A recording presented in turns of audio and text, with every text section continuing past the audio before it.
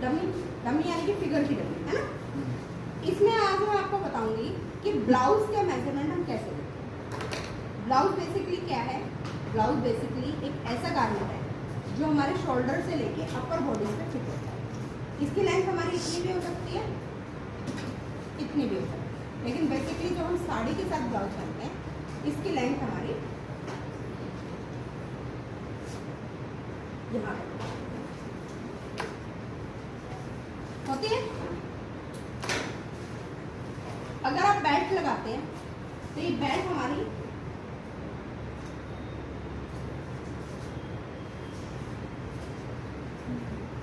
इस शेप में आती है। अब आपको पहले मैं इस बेसिक फिगर का स्ट्रक्चर समझाती हूँ। आप देखेंगे कि यहाँ पे ये लंबाई ज़्यादा है, और अगर हम इसी लंबाई को पीछे से नापें तो ये लंबाई कंपैरेटिवली कम रहेगी हमारी।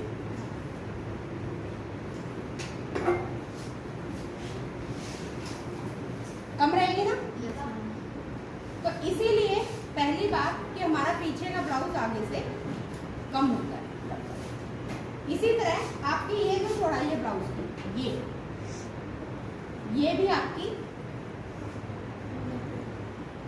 इस चौड़ाई से कम रहेगी।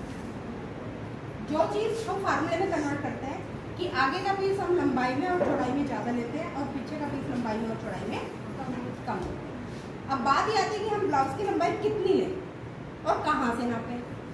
तो ब्लाउज की लंबाई हमारा HP है, शोल्डर का हाईएस्ट पॉइंट ऑफ शोल्डर, यहाँ से ब्रेस्ट के ऊपर से लेते हुए ये देखो, जो ब्रेस्ट का सबसे नीचे वाला पॉइंट कमर को जो टच करता है, ये हमारी मिनिमम लंबाई है। ये क्या है?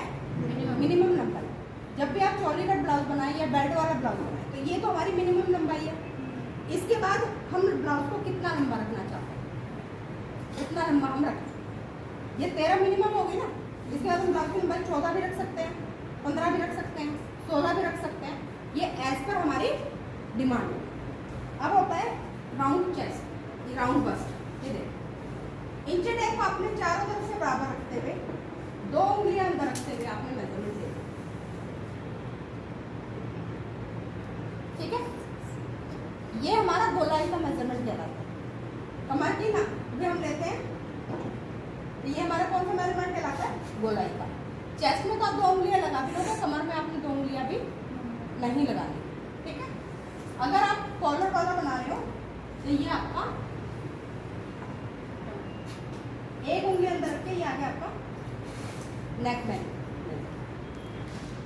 क्लियर? हमने ब्लाउज की भी लंबाई बताई है, कमर का मेजरमेंट बताया, चेस्ट को बताया, गले। अब मेन आती है ब्लाउज की फिटिंग देना ब्रेस्ट के ऊपर। अब ये हमारा ब्रेस्ट पॉइंट होता है जिसे हम कहते हैं अपेक्स। क्या कहते हैं? अपेक्स। इसी के बेस पे हमारी सारी मेजरमेंट्स लिए जाते हैं। ये हमारा बस्ट टू बस्ट है, क्योंकि जब तक हमारी इसकी फिटिंग ठीक नहीं होगी तो हमारी ब्लाउज की फिटिंग ठीक नहीं होगी। आपने ये यहाँ से लिया मेजरमेंट, ये 9.5 पे आ रहा पॉइंट। ये हमारा पैक्स पॉइंट कितने पे है? 9.5। हम डॉट जो शुरू करेंगे वो 10 से शुरू करेंगे। कितने पे शुरू करेंगे? 10। आपको जब बस्ट टू बस्ट नापते हैं तो आपको ऐसे नहीं नापना है fitting. This is the wrong way. आपको क्या करना है? आप राउंड मेजरमेंट लेते हैं चेस्ट का,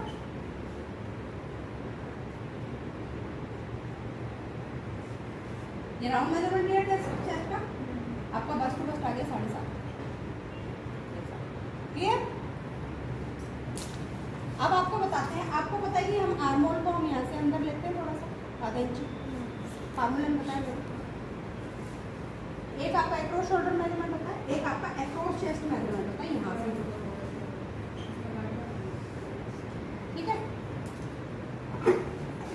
आप तीरा लेते हो ब्लाउज के लिए हड्डी से हड्डी तक।